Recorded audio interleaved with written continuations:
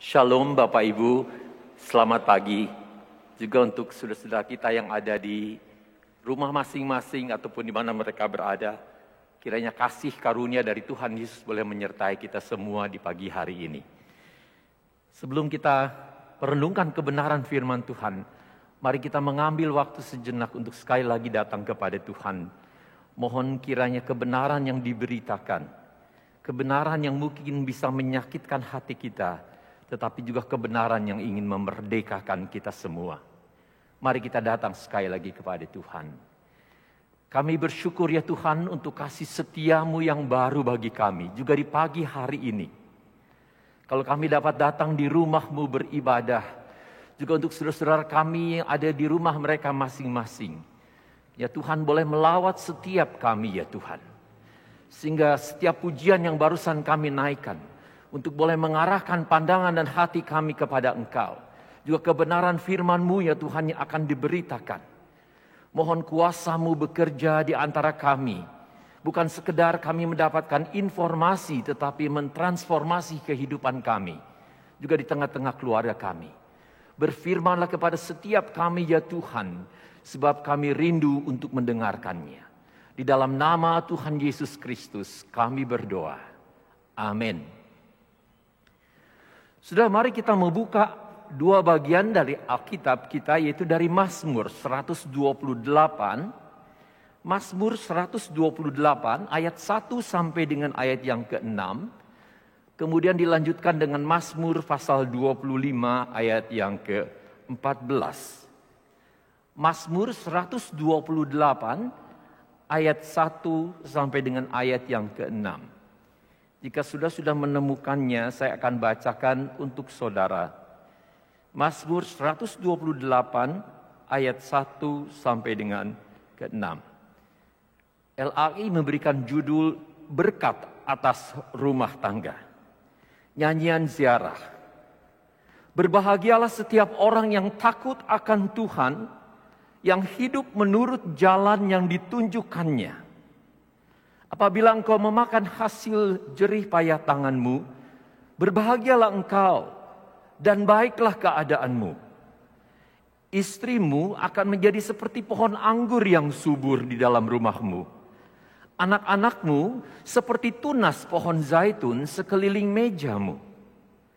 Sesungguhnya demikianlah akan diberkati orang laki-laki yang takut akan Tuhan.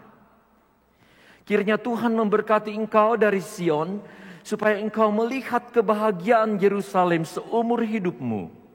Dan melihat anak-anak dari anak-anakmu, damai sejahtera atas Israel. Kemudian Mazmur 25 ayat yang ke-14. Mazmur 25 ayat 14. Tuhan bergaul karib dengan orang yang takut akan Dia, dan perjanjiannya diberitahukannya kepada mereka.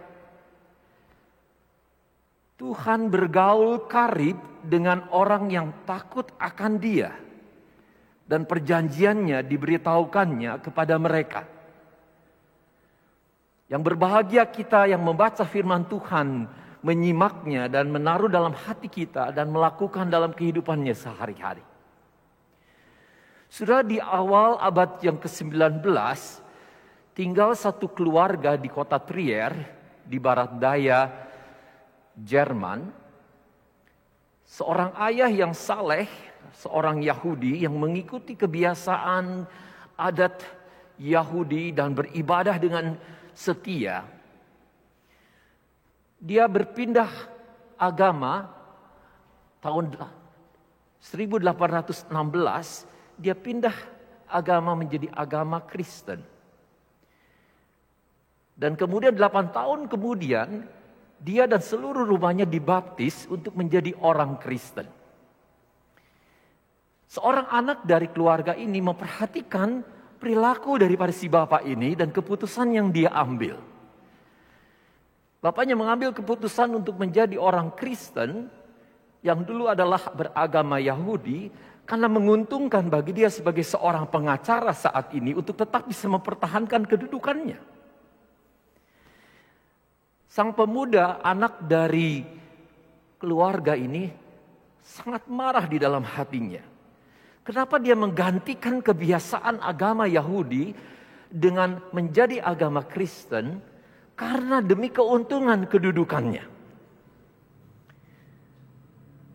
Beberapa tahun kemudian dia belajar, dia membaca buku, dia menulis buku, dan bukunya tersebar di seluruh dunia ini. Muncul satu kalimat yang diungkapkan oleh anak ini yang sekarang menjadi dewasa, tentunya pada saat itu menjadi dewasa. Agama adalah opium bagi rakyat. Religion is the opium des Volkes, dia katakan dalam bahasa Jermannya. Agama merupakan opium, menjadi candu bagi seorang yang mengikutinya. Perkataan itu tentu muncul bukan pertama kali sebetulnya. Tetapi toh apa yang kita lihat di sini, setiap perilaku, keputusan, apapun yang dilakukan oleh seorang ayah sebagai kepala keluarga akan menentukan masa depan seorang anak. Ingat, seorang anak, remaja, pemuda adalah merupakan pelaku dan pemimpin generasi kita yang mendatang. Tetapi amat sangat memilukan setiap hari, hampir kita setiap hari mendengarkan adanya kekerasan di tengah keluarga. Selama pandemi ini kurang lebih 3 kali berlipat terjadinya kekerasan di tengah keluarga. Secara psikis, secara fisik maupun secara seksual. Yang sangat memilukan dan sudah tidak bisa terbayangkan di kemudian hari semua luka-luka tadi yang mereka harus alami. Saya cukup banyak melangani para pemuda-pemudi saat ini milenial yang memiliki karier kedudukan yang baik, tetapi secara emosional mereka tidak nyambung. Mereka kesulitan ketika menghadapi kefrustrasian, tantangan yang dihadapi. Frustrasi toleransi mereka begitu tipisnya. Salah satu penyebab yang saya lihat, salah satu penyebab adalah bagaimana mereka dibesarkan. Di lingkungan mana mereka cukup merasakan aman, nyaman atau tidak. Berapa jauh mereka melihat bagaimana orang tua menghadapi kesulitan, tantangan dalam hidup ini. Menentukan bagaimana mereka bersikap menghadapi di kemudian hari di dunia ini. Sudah bagaimana kita sebagai keluarga mengalami Tuhan di tengah keluarga sangat menentukan sekali. Dimulai di sini dengan seorang laki-laki dikatakan. Dalam pasal yang 128, berbahagialah setiap orang yang takut akan Tuhan, yang hidupnya menurut jalan yang ditunjukkannya. Dalam ayat yang keempat dikatakan itu seorang laki-laki. Sebagai kepala keluarga. Artinya berapa jauh dia mengenal Tuhannya dan mengenal dirinya akan menentukan suasana rumah ini. Nilai-nilai keadaan keluarga tadi menentukan generasi yang mendatang. Oleh sebab itu satu seruan bagi kita. Pagi hari ini juga firman Tuhan ingin berbicara kepada kita. Firman Tuhan memberikan janji yang begitu positif. Katakan berbahagialah orang yang takut akan Tuhan. Kalau sudah membaca dan menelusuri, nanti sempat untuk membuka Alkitab kembali pagi ini, yaitu dari Mazmur 25. Kalau sudah melihat di situ, begitu kayanya kebenaran firman Tuhan menunjukkan di sini. Seorang yang takut akan Tuhan adalah seorang yang percaya kepada Tuhannya. Seorang yang mempercayakan hidup sepenuhnya kepada Tuhan. Sudah membaca dalam pasal 25 di situ. Setiap keadaan kehidupannya yang dihadapi, dia tahu dia tidak sendiri, tetapi ada Tuhan yang begitu mengasihinya. Ketika dia melihat kerentanan hidupnya, bahkan masa lalunya yang membebani dia. Mungkin yang dia bawa dari nenek moyangnya. Dari kakek nenek kita mungkin. Dia boleh datang mengakui di hadapan Tuhan. Apakah sebagai seorang tua atau seorang anak. Kita boleh datang kepada Tuhan dengan segala kerapuhan kita. Memohon Tuhan boleh mengampuni kita. Kita tidak bisa memilih orang tua kita yang seperti apa. Dalam suasana seperti apa kita dibesarkan. Itu menjadi bagian dari hidup kita. Tetapi kita bukan korban masa lalu kita. Bukan korban dari orang tua kita. Kita bisa menyikapinya untuk menghadapi itu. Di sini kita melihat seorang yang takut akan Tuhan. Dalam Mazmur 25 ayat 14. Ada seorang yang bergaul karib dengan Tuhannya. Kita melihat yang takut akan Tuhan bukan ketakutan akan Tuhan, tetapi memberikan respect sepenuhnya, memberikan hormat, bahkan mengasihinya, taat akan perintah-perintahnya. Kalau saudara membaca dalam Mazmur pasal 2 ayat 14, di situ orang yang takut akan Tuhan, Mazmur 2 ayat 11 sudah bisa membacanya. Beribadahlah kepada Tuhan dengan takut dan ciumlah kakinya dengan gemetar. Sudah kita melihat di sini Allah bertemu dengan kita seperti satu paradoks. Karena Allah sesuatu yang adalah yang kudus adanya. Kita yang tidak layak tadi. Kalau di sini dikatakan ciumlah kakinya dengan gemetar. Artinya kita menyerahkan seluruh bagian yang tertinggi dalam hidup kita kepada bagian yang rendah, yaitu di kaki Tuhan. Selipan di sini sudah tidak sedikit kita selama 2 tahun terakhir ini. Ibadah kita menjadi seleboran. Saya bersyukur kalau saudara mengambil langkah untuk datang di rumah Tuhan. Tidak sedikit justru kita mempergunakan kesempatan ini untuk menjauhi dari ibadah, dari komunitas ini. Walaupun kita tahu jarak secara fisik, secara sosial bukan berarti kita berjarak secara rohani atau spiritual. Tetapi kehilangan jemaat, kehilangan persekutuan akan membuat kita sangat rentan untuk menghadapi tantangan kehidupan ini. Di tengah-tengah zaman digitalisasi atau emosionalisasi. Sehingga kita tidak lagi menanyakan benar atau salah. Tetapi kita dikuasai oleh guts kita, oleh emosi kita, oleh perasaan kita. Saudara, saya tahu persis bagaimana kita berurusan dengan gadget kita. Pikiran kita yang loncat-loncat, yang tidak fokus. Sudah takut akan Tuhan berarti kita memberikan respect sepenuhnya kepada Tuhan.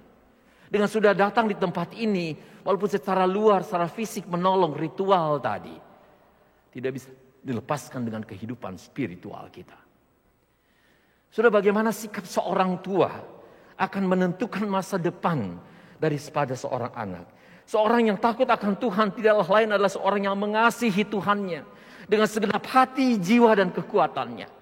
Artinya bukan hanya sekedar pikiran, sekedar perasaan, tetapi secara fisiknya, keberadaan sepenuhnya menyerahkan secara total untuk Tuhan. Anak saudara akan membaca persis. Tidaklah mudah untuk menjadi kesaksian di tengah keluarga saudara. Menjadi kakek atau nenek. Dia akan melihat dari ujung rambut kita sampai telapak kaki kita, gerak-gerik kehidupan kita. Bahkan suasana rumah kita. Bowen mengatakan bahwa keluarga adalah emotional system. Sistem secara emosi yang seperti apa, itu yang akan menentukan arah juga emosi seorang anak di kemudian hari. Mungkin dia memiliki kemampuan secara intelektual, tetapi secara emosional mungkin dia mengalami kesulitan dalam berelasi, dalam mengatasi konflik, mengatasi kehidupan dirinya sendiri. Sudah menjadi renungan bagi kita pagi ini, bagaimana relasi kita dengan orang tua, sebagai orang tua dengan Tuhan. Apakah Yesus sebagai betul-betul presiden dan residen di tengah rumah tangga kita. Sebagai keluarga dan sebagai seorang yang menetap di tengah keluarga kita. Di sini itu firman Tuhan menjanjikan berkat bagi mereka yang takut akan Tuhan. Dikatakan istrinya akan seperti pohon anggur. Pohon anggur merupakan satu tanda kesuburan. Sesuatu yang bisa dinikmati. Eksplisit sekali kalau berbicara dalam Kidung Agung. Sesuatu yang dapat dirayakan. Sudah menarik sekali saya kutip di sini dari Spurgeon. Istri yang baik juga berbuah dalam kebaikan, hemat, suka menolong, dan kasih sayang. Jika mereka tidak melahirkan anak sekalipun, mereka sama sekali tidak mandul. Jika mereka memberi kita anggur penghiburan atau gugusan penghiburan tadi.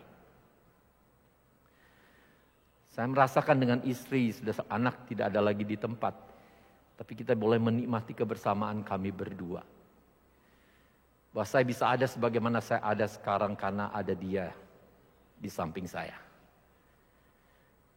Sebelum kemarin, saya waktu beberapa hari terakhir mempersiapkan khotbah ini, saya mengalami satu fisik yang lemah sekali dan saya rasakan begitu, tidak ada mood begitu untuk melakukan sesuatu. Istri saya menumpangkan tangan dan berdoa untuk saya. Satu mujizat Tuhan terjadi. Berapa menit kemudian saya mengalami satu sukacita. Sudah ingat seorang pria kalau disentuh pundaknya oleh seorang istri. Untuk memberikan satu encouragement. Tahu, oh you can do it. Kamu bisa melakukannya. Kamu bersama dengan Tuhan bisa melakukannya. Sudah betapa kita membutuhkan satu dengan yang lain. Dikatakan di sini, anaknya akan seperti pohon zaitun atau tunas pohon zaitun. Teman digambarkan tunas dan pohon untuk menunjukkan membutuhkan waktu yang panjang untuk bisa bertumbuh sampai berbuah dapat dinikmati hasil di kemudian hari. Saya ingin mendorong beberapa keluarga yang mungkin sekarang sudah kewalahan mendidik anaknya. Selalu ada dua di rumah. Tuhan berikan kesabaran untuk sudah betul-betul menumbuh kembangkan tunas pohon zaitun itu. Sudah ingat pohon zaitun membutuhkan waktu yang lama untuk menjadi matang. Untuk bisa membawa hasil. Harus dibudidayakan dengan sabar. Sehingga mereka menjadi sangat berharga. Dan terus menghasilkan tanaman yang menguntungkan selama berabad-abad. Lain sekali kalau sudah menanam gandum ataupun jagung. Tapi kalau sudah menanam betul-betul seperti anak digambarkan seperti pohon zaitun. Artinya memiliki implikasi pengaruhi yang berabad-abad di kemudian hari. Generasi yang mendatang. Artinya saudara, apa yang saudara tabur, saudara akan tuai di kemudian hari. Apa yang sudah tidak tabur, saudara pun tidak akan menuainya. Demikianlah dalam mengasuhi anak kita. Mungkin sebagian dari saudara sudah melewati fase tadi. Mungkin ada penyesalan, seharusnya saya bisa memberikan yang terbaik untuk anak saya. Minta ampun kepada Tuhan pertolongan. Kalau saya bisa mengulangi sekali lagi, ada hal-hal tertentu yang saya rasakan. Kok anak saya nggak ngeh gitu ya dalam hal ini. Mungkin salah satunya dia belajar dari saya nilai tadi. Atau mungkin saya bisa mengatasnamakan pelayanan untuk Tuhan, untuk kerajaannya. Tetapi anak saya sebetulnya kehausan, kelaparan akan kasih sayang itu. Sudah Tuhan memberikan kepada kita. Berkat itu, janji itu Tuhan berikan. Dikatakan dalam satu kutipan, mohon meskipun pohon zaitun mungkin tidak berbuah setelah ditanam selama 40 tahun. Itu adalah simbol umur panjang dan produktivitas. Begitu juga anak-anak dalam rumah tangga yang beriman. Mereka tidak seperti rumput yang hari ini ada dan esok mati. Pohon zaitun adalah yang membutuhkan waktu. Sebaliknya betul-betul yang menghasilkan buah di kemudian hari. Yang mungkin kita lihat dan kemungkinan kita juga tidak melihatnya. Mungkin ada orang lain yang menikmati akan hal itu. Saudara, bagaimana kita bisa melakukan dalam pengalaman kita bersama dengan Tuhan di tengah-tengah keluarga? Hanya ada 4 hal yang saya ingin saudara bisa mempraktekkan dalam kehidupan saudara sehari-hari. Sudah tahu bahwa berkat Tuhan diberikan kepada kita bukan hanya untuk keluarga kita. Tapi hasil yang kita kerjakan dalam usaha kita, kita bisa menikmatinya. Untuk diri kita sendiri, untuk keluarga, juga untuk generasi yang mendatang. Bagaimana kita dapat melakukannya? Di sini yang pertama adalah kesetangkupan. Apa artinya saudara? Sesuatu yang tidak bisa ditawar-tawar, apa yang kita katakan, apakah kita lakukan? Saudara tidak bisa mengajar anak saudara untuk berdoa kalau saudara sendiri tidak berdoa. Saudara tidak bisa mengajar anak saudara untuk menyuruh membaca Alkitab kalau saudara sendiri tidak membaca Alkitab. Kesetangkupan ini merupakan transparansi yang bersuara jauh lebih keras daripada apa yang saudara katakan kepada anak-anak saudara. Yang kedua saudara adalah kesadaran bahwa disiplin kerohanian bukan hanya sekedar membaca Alkitab atau berdoa. Tetapi apakah dengan membaca dan membaca itu menjadikan saudara pembaca Alkitab. Dengan saudara berdoa dan berdoa dan berdoa, saudara menjadi pendoa bukan hanya sekedar berdoa. Ada seorang yang mengatakan, saya tidak selalu sering berdoa selama setengah jam. Tetapi saya tidak pernah tidak berdoa dalam waktu 30 menit. Artinya apa saudara? Mungkin dia tidak punya waktu yang teratur. Tetapi di tengah-tengah ketidakteraturan waktu, dia tetap hidup di dalam doa. Berjaga-jaga di dalam doa. Bandingkan doa saudara pada bulan Juli yang lalu dengan sekarang. Ketika angka pandemi itu begitu naik, ketakutan, kegentaran, di mana-mana berdoa dan berseru, dengar kuat. Di mana ada passion doa seperti itu? Apakah Tuhan harus mengizinkan penderitaan, kesulitan itu begitu menekan kita, sehingga kita tidak punya nyali lagi dalam hidup, dan pada saat itulah kita berjerit kepada Tuhan. Walaupun demikian, it's okay, nggak apa-apa. Kita melihat teriakan doa dari seorang Paulus dengan Silas ketika mereka di penjara. Ketika tekanan penganiayaan itu, jemaat merasakan tekanan yang luar biasa. Pada saat itu mereka berseru, mereka memuji Tuhan. Mereka menyembah Tuhan. Itu terjadi pada Petrus. Kita perlu belajar dari sejarah gereja. Mereka bertahan. Mereka bisa melewati masa-masa yang sulit, paceklik dalam hidup mereka. Ketakutan sekalipun. Karena kasih mereka kepada Tuhan jauh lebih besar daripada ketakutan yang mereka hadapi. Saudara dan saya, banyak hal yang tidak bisa diprediksikan dalam hidup ini. Nyata bahwa dunia ini tidak tambah lama, tambah lebih baik, tambah lebih baik. Alkitab sudah mengatakan akan hal ini. Baca Wahyu pasal yang ke-6. Kesakitan, penderitaan, kekhawatiran yang dihadapi oleh dunia ini. Tetapi kita dapat melihat anak domba Allah itu yang kepadanya pujian dan hormat yang harus kita angkat kepadanya. Saudara, kita mulai dalam kebaktian tadi dengan doksologi, dengan Allah yang ajaib, dengan Allah yang besar. Salah satu yang dapat mengalahkan dunia ini adalah ketika kita menatap mata kita kepada Tuhan. Sehingga kita tidak terperangkap dengan apa yang ada di bawah kolong langit ini. Karena tujuan dari hidup kita pengharapan yang jauh lebih besar. Kemuliaan Tuhan daripada penderitaan yang sesaat yang kita alami. Kolose pasal yang ketiga ayat kedua.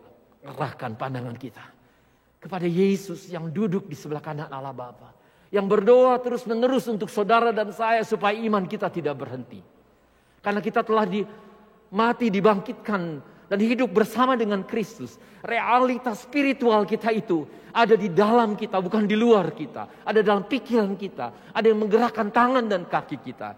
Sehingga kita sanggup untuk menghadapi masa depan kita. Tidak sendiri, tetapi Dia adalah kekuatan kita. Dia yang sanggup memulihkan kita. Saya suka sekali pujian itu. Mungkin nanti kita bisa menyanyikan sekali lagi dalam penutup khotbah ini. Untuk menolong kita kembali dengan sadar benar kuasa dari doa itu. Sudah ketika masuk masa pandemi, saya selalu teringat pada tahun 66 dan 67. Ketika seminggu 2 kali diajak oleh apo saya untuk berlutut dan berdoa. Semua cucu-cucu. Ketika kami harus meminta dari Tuhan, ketika kita melihat keadaan ekonomi yang tidak menentu. Keadaan politik yang mengkhawatirkan. Tapi ada seorang apo yang tahu bahwa Tuhan hadir di rumah tangga ini. Dan itu yang memberikan kepada saya satu teladan apa artinya hidup dekat dengan Tuhan. Orang yang takut akan Tuhan di sini dikatakan adalah orang yang bergaul dengan Tuhan. Yang melekat hidupnya dengan Tuhan. Dalam terjemahan yang lain dikatakan persahabatan dengan Allah. Di mana Allah menyatakan rahasia demi rahasianya kepada kita. Dia memberikan petunjuk kepada kita. Tidak perlu kita merasa kebingungan kalau kita dekat dengan Tuhan. Karena kita memperhitungkan kehadirannya selalu dalam hidup kita. Saudara, yang ketiga adalah kesederhanaan. Kalau sudah mengajak anak, pertama buka hati saudara terlebih dahulu. Buka dalam doa dengan doa yang singkat mungkin. Tergantung usia dari anak tersebut. Buka Alkitab saudara. Buka hati anak saudara. Artinya yang saya maksudkan keep it simple. Keep it simple, jangan terlalu bertele-tele. Harus panjang. Doa-doa kita betul-betul secara sederhana apa adanya kita ungkapkan kepada Tuhan. Anak akan melihat bahwa Tuhan merupakan bagian yang sangat wajar dalam kehidupan kita. Tuhan bukan disekat oleh 1 jam pada saat kita berbakti. Pada saat kita saat teduh 30 menit. Tetapi Tuhan selalu hadir dalam setiap kehidupan kita. Ingat, kalau sudah tidak bisa berdoa setengah jam secara sepenuhnya, dan tetap saya sarankan untuk memiliki kebiasaan tersebut, kalaupun itu tidak, karena itu yang akan menuntun saudara, pada saat 30 menit sudah tidak pernah berdoa. Karena doa menjadi bagian dari hidup saudara. Bukan sudah sekedar berdoa, tapi sudah hanya menjadi pendoa. Kebiasaan saudara akan membentuk karakter saudara. Anak-anak akan merasa dan melihat akan hal itu. Percakapan sekitar meja makan. Ketika sudah mengalami mungkin kehilangan pekerjaan. Kefrustrasian saat ini mengalami pandemi. Apakah sudah bereaksi marah kepada Tuhan? Menggerutu, mencari kambing hitam? Sudah masuk dalam depresi? Atau sudah mengatakan, nak, mari kita sama-sama berdoa. Kita mohon pertolongan Tuhan. Ketika anak menghadapi kekhawatiran, ketakutan. Saya dengan istri tidak sedikit menangani saat ini pemuda antara usia 25 sampai usia 35-an. Yang sedang berkarir, yang sudah punya S1 atau S2 atau sedang menentukan masa depan mereka. Yang memulai relasi, mereka membangun karier mereka. Salah satu yang kami lihat bagaimana mereka mengatasi kekhawatiran, ketakutan. Bahkan tidak sedikit yang depresi dan ingin mengakhiri hidup mereka. Ternyata mereka tidak punya sesuatu yang kelekatan emosional yang aman, yang nyaman dengan keluarganya. Tidak ada support system dari keluarga. Tambah lagi tidak mengenal apa artinya Tuhan hadir di tengah keluarga. Saudara, oleh sebab itu yang keempat saya katakan kehadiran Allah. Ada pepatah dari Jerman mengatakan, bahasa Jerman, kewajaran yang rohani, kerohanian yang wajar. Kewajaran yang rohani dan kerohanian yang wajar. Artinya Tuhan yang selalu maha hadir, yang maha tahu itu. Hadir di mana-mana dalam setiap situasi keadaan. Bukan sesuatu yang membedakan antara yang spiritual dengan sesuatu yang material. Sesuatu yang rohani dengan sesuatu kehidupan jasmani. Tetapi sesuatu yang menyatu. Sudah dapat membaca dalam Keluaran pasal 31 di situ. Ketika umat Israel sebelum membangun tabut Allah. Tuhan perlengkapi dengan orang-orang dipenuhi dengan roh, pengertian, pengetahuan mereka untuk memahat kayu. Untuk mengukir dengan batu. Untuk melakukan dengan kerajinan dengan tangan. Artinya apa? Roh Tuhan bukan bekerja hanya dalam akali yang abstrak. Tetapi betul-betul bergerak memenuhi kehidupan kita. Menggerakkan tangan dan kaki kita. Apa yang saya ingin katakan? Libatkan Tuhan, kehadiran roh Tuhan di dalam setiap pekerjaan saudara. Ketika engkau meninggalkan rumahmu. Ketika engkau masuk tokomu. Ketika engkau keluar dari tokomu. Ketika engkau dalam perjalanan sampai di rumah. Ketika engkau masuk ke ruanganmu. Doakan setiap ruangan di mana engkau tinggal. Biarkan kehadiran Tuhan betul-betul real, nyata. Sudah saya bersyukur memiliki istri saya yang spontan menantikan keajaiban Tuhan. Bukan hanya keseharian rutin berdoa Tuhan minta ini, tolong ini, tolong itu. Tapi menantikan Tuhan betul-betul berkuasa atas pikiran dan hati kita. Untuk keputusan yang kita ambil. Apakah kita menantikan Tuhan? Menantikan Tuhan dengan hati yang tulus dan jujur di hadapan Tuhan. Janji Tuhan akan berkat ini bagi rumah tangga saudara. Bukan hanya untuk pekerjaan saudara. Tapi hasil pekerjaan saudara sudah dapat nikmati. Banyak orang yang bisa bekerja dan bekerja tapi tidak pernah bisa menikmati, mensyukurinya. Selain itu juga pekerjaan saudara, juga diri saudara sendiri. Untuk well-being, kesejahteraan saudara. Saya kadang-kadang kalau membaca ayat seperti ini, kenapa orang sepertinya selalu anti teologi kemakmuran. Padahal Alkitab banyak berbicara. Kalau kamu takut akan Tuhan, dekat dengan Tuhan. Tuhan akan memberkati. Kalau kamu taat, Tuhan memberkati. Artinya ada betul-betul persyaratan untuk kita bisa menerima berkat. Apakah selalu mulus dalam hidup ini? Apakah kita tidak pernah menghadapi penderitaan atau kesakitan? Tidak menjanjikan itu. Tetapi Tuhan berikan itu. Oleh sebab itu ujilah hati saudara sebagai orang tua. Sebagai anak-anak. Mungkin sebagai kakek dan nenek. Apakah ada ketulusan, kejujuran dalam hati saudara? Mazmur 25 ayat yang ke-21. Ketulusan dan kejujuran kiranya mengawali aku. Sebab aku menanti-nantikan engkau. Seorang yang bergaul dengan Tuhannya sebagai sahabat. Dia menanti-nantikan persahabatan itu. Persahabatan boleh untuk menjadi siapa? Saya. Sedikit kesaksian selama 32 tahun melayani di saat melayani banyak untuk orang lain. Tetapi saya tidak mengambil waktu untuk persahabatan. Terakhir saya berpikir, kalau terjadi sesuatu dengan istri dengan saya, kira-kira di Malang ini siapa yang pertama kali saya akan kontak? Anak jauh dari sana sini, keluarga saya yang besar jauh, tidak tinggal di Malang. Saya mau melihat ternyata saya tidak mengambil waktu untuk bersahabat.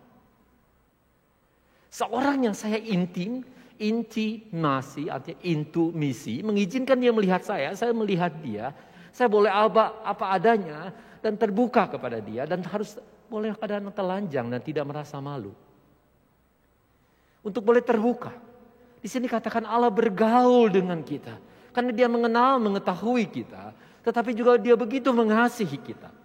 Dia mengetahui berapa jauh ketulusan, kejujuran hati kita. Orang yang takut akan Tuhan, dia terbuka melihat keberadaannya. Juga termasuk luka-lukanya, mungkin di masa lalu yang dia belum selesaikan. Minta Tuhan boleh memulihkan kita. Mungkin ada sesuatu yang kita harus meminta maaf kepada anak-anak kita, kepada cucu kita. Untuk kesalahan perbuatan perilaku kita yang senonoh, tidak berkenan. Mohon kiranya pemusik untuk naik ke atas untuk kita bersama-sama menyanyikan pujian itu. Untuk mohon Tuhan memberikan pemulihan di tengah keluarga kita. Ya Tuhan tolong, supaya hidup kita betul-betul tulus dan jujur di hadapan Tuhan. Dengan hati yang terbuka seperti itu, kita boleh menantikan Tuhan boleh bekerja di tengah-tengah keluarga kita. Mungkin saudara sebagai suami tidak mengambil peran sebagai kepala keluarga. Datang kepada Tuhan. Apakah hati engkau takut akan Tuhan? Artinya memberikan respek sepenuhnya. Serius. Bahwa dia satu-satunya untuk engkau dan aku. Bagaimana saudara bisa menjadi pemimpin di tengah keluarga ini. Kalau tidak Yesus menjadi kepala keluarga ini. Dan tidak menjadi pusat dalam kehidupanmu. Mungkin saudara sebagai istri. Berapa jauh sudah boleh merasakan saya boleh menikmati kebersamaan ini. Di tengah rumah tangga ini. Karena suamiku yang takut akan Tuhan. Tapi aku juga yang rela untuk betul-betul menyerahkan hidupku sepenuhnya. Untuk boleh menjadi penolong bagi suamiku. Engkau anak-anak mungkin ada perkataan yang telah menyakiti orang tuamu. Mohon ampun. Dan juga sebagai seorang tua mungkin yang mengelukai anak kita. Kita perlu datang untuk meminta maaf. Bukan sesuatu yang mudah. Kalau bagi seorang pria. Begitu bisa meminta maaf kepada anaknya. Tetapi selama engkau dan aku masih hidup, Tuhan masih beri kesempatan. Untuk saudara dan saya untuk bisa tetap matang. Untuk boleh lebih hari, boleh memuliakan Tuhan. Mari kita naikkan pujian ini. Izinkan pujian ini menjadi bagian dari hidup saudara dan keluarga saudara. Sehingga berkat-berkat Tuhan dapat diberikan di tengah-tengah keluarga saudara.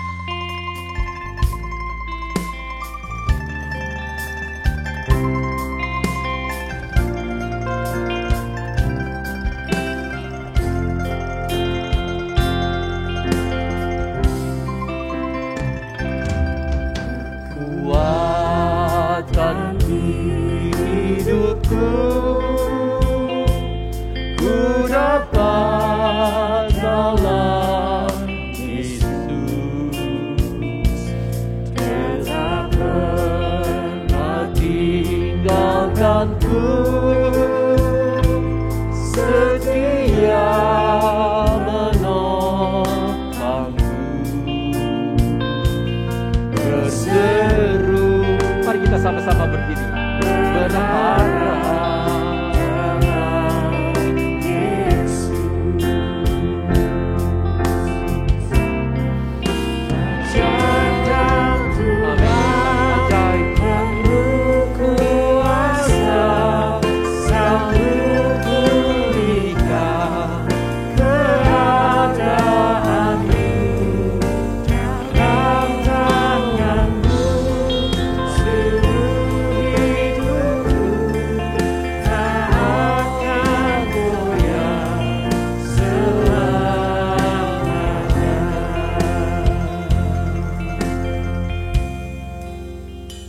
Bapa, pujian ini kami rindukan untuk hadir bukan hanya sekedar kata-kata di tengah keluarga kami masing-masing. Tapi kami tahu Engkau adalah kekuatan kami ya Tuhan. Engkau yang sanggup melakukan keajaiban, mujizat. Mungkin saat ini tidak sedikit anak-anak-Mu yang menantikan itu dari Engkau ya Tuhan. Berbicaralah kepada kami ya Tuhan. Biarlah kebesaran-Mu boleh memenuhi keluarga kami. Engkau yang menjanjikan berkat itu bagi kami sebagai kepala keluarga. Untuk istri, anak kami, bahkan keturunan-keturunan kami. Bahkan untuk bangsa dan negara Indonesia ini di kemudian hari. Kami bersyukur ya Tuhan, Engkau tidak menciptakan kami sebagai suami dan istri. Hanya untuk kebahagiaan kami berdua atau keluarga kami. Tetapi untuk keturunan kami, untuk umat-Mu, juga untuk negara Indonesia ini. Terima kasih ya Tuhan, buka wawasan pikiran hati kami. Di tengah kami mungkin terperangkap dengan ketakutan dan kekhawatiran kami. Arahkan pandangan kami kepadamu ya Tuhan. Engkau yang menguasai segalanya. Kuasai pikiran dan hati anak-anak-Mu. Kami berdoa Tuhan untuk hari, minggu-minggu ke depan. Mungkin ada keputusan-keputusan yang harus diambil oleh anak-anak-Mu. Berikan kemampuan untuk menunggu, menanti dengan sabar. Untuk hal-hal yang tidak dapat diubah. Berikan keberanian mereka untuk melangkah, untuk mengambil keputusan. Untuk apa yang mereka bisa ubah. Dan berikan hikmat ya Tuhan untuk membedakan kedua hal tersebut. Karena kami tahu takut akan Engkau adalah awal dari segala hikmat dan pengetahuan. Sehingga kami tidak harus disiasati oleh dunia ini, tetapi kami sanggup mensiasati di tengah-tengah. Kami terperangkap dengan digitalisasi ini. Dengan emosionalisasi kami. Sehingga perasaan yang lebih menentukan, yang sesuatu yang viral lebih menentukan, tetapi kami tidak bersandar kepada kebenaran firman-Mu. Tolong Tuhan, kami berdoa untuk umat-Mu. Berikan hati yang takut akan Engkau. Yang betul-betul beribadah dengan serius, dengan sesungguh-sungguh Tuhan. Yang mengutamakan Engkau adalah lebih dari segalanya. Tuhan berkati anak-anak-Mu yang hadir di rumah-Mu pagi ini. Berkati mereka yang ada di tengah-tengah rumah tangga mereka. Engkau mengenal konflik tantangan yang mereka hadapi. Tuhan, biarlah kami yang menanti-nantikan Engkau dengan tulus dan jujur di hadapan-Mu. Engkau akan menyatakan jalan. Engkau akan menyatakan petunjuk-petunjuk itu. Sehingga kami tidak harus terperangkap dalam jalan yang buntu. Terima kasih Bapa. Terima kasih. Di dalam nama Tuhan Yesus Kristus. Nama di atas segala nama. Kami agungkan, kami tinggikan. Kami muliakan ya Tuhan. Amin. Silahkan sudah duduk kembali.